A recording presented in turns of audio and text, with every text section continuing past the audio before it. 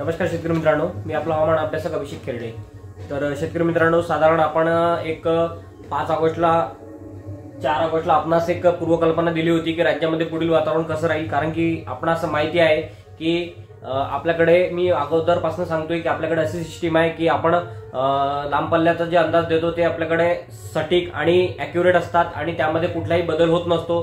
तर आपणास बऱ्याच जणांना याची खात्री आलेली असेल आणि काही जणांना खात्री अजूनही खात्री नसेल, तर ते आपण मागील माझा अंदाज बघू शकता।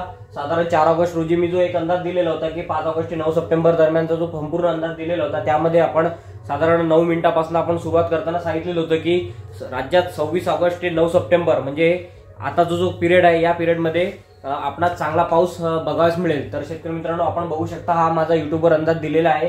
साधारण 3 आठवड्याच्या पेक्षा जास्त दिवस झालेले आहे आणि अजूनही 30 तारीख आपणास खरी होताना आपणास आसपासनं दिसणार आहे। तर चला मग शेतकरी मित्रांनो, आपण बघूया नेमकं आज राज्यामध्ये आसपासनं पावसाला कुठं सुरुवात होणार आहे आणि नेमकं पुढील वातावरण कसं राहील। तर शेतकरी मित्रांनो, मनोजदादा जरांगे पाटील यांचा मोर्चा मुंबईकडे वळणार आहे।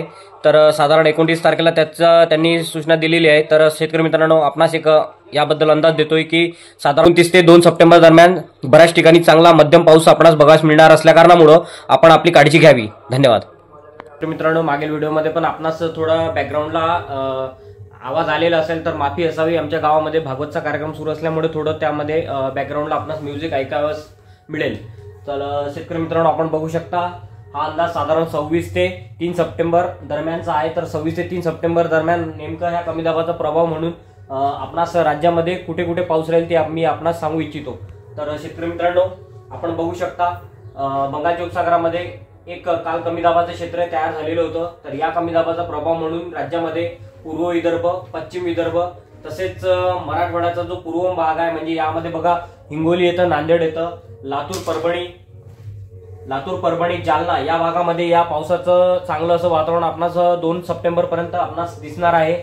हा जर विचार केला इकडे मध्य महाराष्ट्रामध्ये याचं पावसाचं प्रमाण जे आहे ते कमी बघावयास मिळणार आहे आणि कोकण किनारपट्टी एक अरबी समुद्रामध्ये पण एक चक्राकार स्थिती चालू असल्या कारणामुळे कोकण किनारपट्टीमध्ये मुसळधार पाऊस आपणास बघावयास मिळणार आहे या 6 दिवसामध्ये।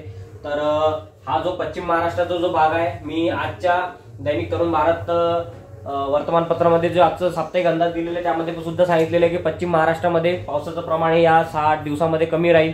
तर आपण बघू शकता लांब पल्ल्याचे जे BOM चे जे मॉडेल्स असतात त्यानुसार आपण बघू शकता की पश्चिम महाराष्ट्रामध्ये सुद्धा या आठवड्यामध्ये पावसा कमी राहील। तर साधारण आपण बघू शकता या कमी दाबाचा प्रभाव हा फक्त मराठवाडा आणि विदर्भापुरता मर्यादित आहे। तर इकडे नाशिक जिल्ह्यामध्ये तसेच आणि नंदुरबार, धुळे या भागामध्ये थोडं पावसाचं प्रमाण कमी राहील, पण इकडे वरते राजस्थानकडे चक्राकार स्थिती असल्या कारणामुळे आणि अगोदरचा जो कमी दाब मार्ग आहे, तो कमी दाबाचं जे क्षेत्र आहे ते राजस्थानवर घोंगावत असल्या कारणामुळे नंदुरबार आणि धुळे या 2 जिल्ह्यांना चांगल्या पावसाची कंडिशन ही साधारण 2 सप्टेंबर आपणास बघायला मिळणार आहे। तर शेतकरी मित्रांनो, हा होता 26 ऑगस्ट ते 2 सप्टेंबर दरम्यानचा अंदाज। तर आता आपण बघूया नेमकं BOM मॉडेलनुसार पुढील आठवड्याचा अंदाज। तर शेतकरी मित्रांनो, आपण बघू शकता 2 सप्टेंबर ते 10 सप्टेंबर दरम्यानचा अंदाज। तर जसजसं कमी दाबाचं क्षेत्र हे मान्सूनचा ट्रफ म्हणजे एक साधारण कमी दाबाचा पट्टा म्हटलं तरी चालेल, जो सध्या मध्य भारतामध्ये घोंगावत असल्या कारणामुळं जिकडे जिकडे मान्सूनचा ट्रफ असतो तिकडे तिकडे कमी दाबाचा पट्टा सरकत असतो शेतकरी मित्रांनो। तर त्यानुसार त्या भागामध्ये जोरदार पाऊस आपणास बघावयास मिळत आहे। सध्या जर आपण बघितलं तर हिमालय, मनाली, कुलू मनाली वगैरे या भागामध्ये खूप जोरदार पाऊस आपणास बघायला मिळत आहे येत्या 2-3 दिवसामध्ये आणि तिकडे भरपूर असं नुकसान सुद्धा झालेलं आहे। बरेच रस्ते वगैरे वाहून गेलेले आहे, गावाचे गाव वाहून गेलेले आहे। तर असा हा मान्सून ट्रफ असतो, जिकडे मान्सून ट्रफ झुकला तिकडे कमी दाबाची श्रृंखला जास्त जाते आणि तिकडे अति नुकसानकारी पाऊस आपणास बघायला मिळतो।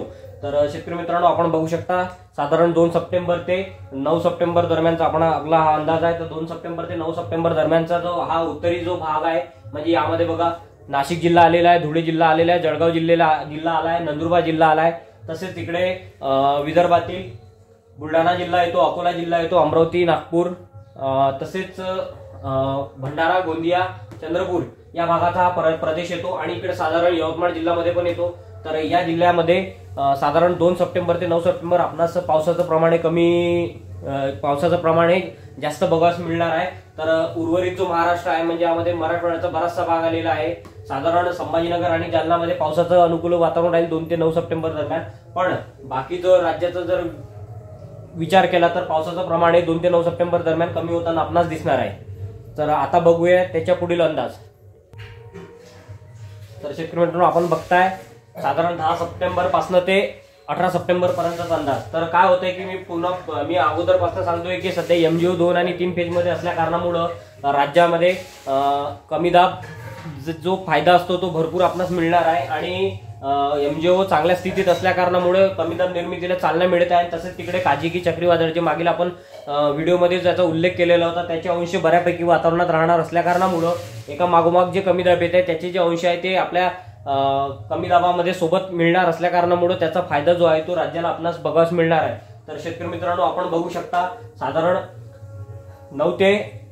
9 सप्टेंबर ते 18 सप्टेंबर दरम्यान आपणास राज्यात पुन्हा एकदा चांगला पावसाचं अनुकूल असं वातावरण आपणास बघायला मिळत आहे। तर याचा फायदा आपल्याला नेमका सुटणे मिळणार आहे ते आपण बघूया। तर आपण बघू शकता 9 ते 18 दरम्यान राज्यामध्ये मध्य महाराष्ट्राचा जो भाग आहे यामध्ये बघा नाशिक जिल्हा आलेला, पुणे जिल्ह्याला आला आहे, नगर जिल्हा आला आहे, तसेच सांगली, सातारा, कोल्हापूर, सोलापूर या भागामध्ये, इकडे जळगाव जिल्ह्याचा बराचसा भाग यामध्ये आलेला आहे, विदर्भाचा संपूर्ण भाग यामध्ये आलेला आहे, पश्चिम विदर्भाचा संपूर्ण भाग यामध्ये आलेला आहे, पूर्व विदर्भाचा यामध्ये नागपूर जिल्हा आणि यवतमाळ जिल्हा, वर्धा जिल्हा यामध्ये आलेला आहे।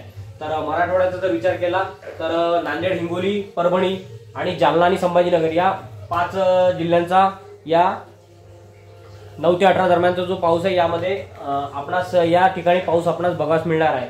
तर पुन्हा एकदा थोडंसं इकडे दक्षिणी भाग जो आहे म्हणजे धाराशिव वगैरे झालेला आहे, लातूर, सोलापूरचा थोडासा भाग, तर यामध्ये पाऊस थोडासा 9 ते 18 दरम्यान पाऊस कमी होताना दिसतोय। तर शेतकरी मित्रांनो, आपण बघू शकता 18 सप्टेंबर पर्यंतचा अंदाज आहे आणि राज्यामध्ये पुन्हा भौगोलिक परिस्थिती जर बघितली पुन्हा एकदा कमी दाब निर्मिती तयार होताना आपणास दिसत आहे। पण पुढील जे कमी दाब असतात, जे सप्टेंबर मधील जे कमी दाब असतात ते साधारण दक्षिणेकडे जातात, कारण की काय होतंय की मान्सून ट्रपा कधी एका ठिकाणी नसतो शेतकरी मित्रांनो, तो आपला भौगोलिक परिस्थितीमुळे तो जागा बदलत असतो आणि आता पुढील जे मान्सून ट्रप आहे ते साधारण अशा स्थितीमध्ये राहणार असल्या कारणामुळे याचा फायदा जो आहे तो दक्षिणेकडील राज्यांना आता इथून इकडे पाऊस बघायला मिळणार आहे।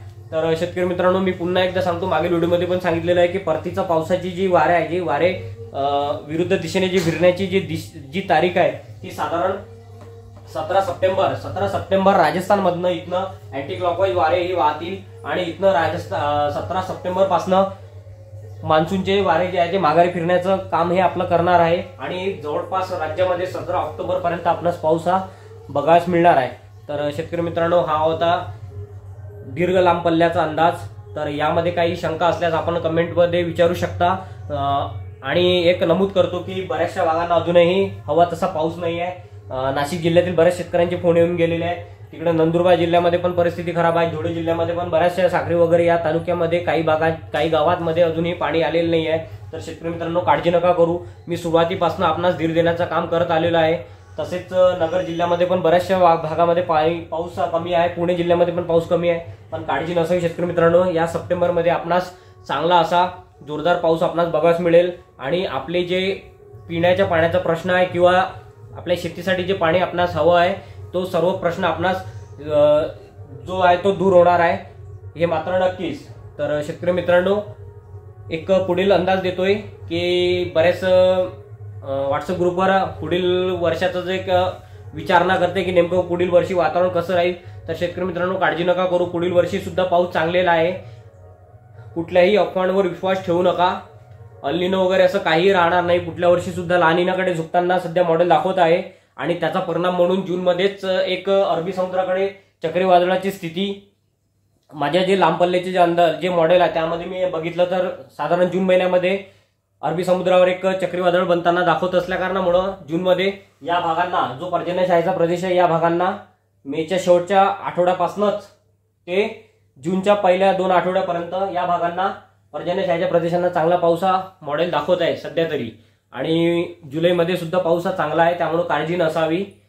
धन्यवाद। व्हिडिओ जर आवडला तर लाईक करा आणि आपण लांब पल्ल्याचा अंदाज देतो तो सटीक आणि योग्य त्यावेळीच पाऊस हा आपणास बघायला मिळणार असणार कारणामुळे शेतकरी मित्रांनो प्लीज सपोर्ट करा आणि चॅनलला सबस्क्राईब करा। धन्यवाद।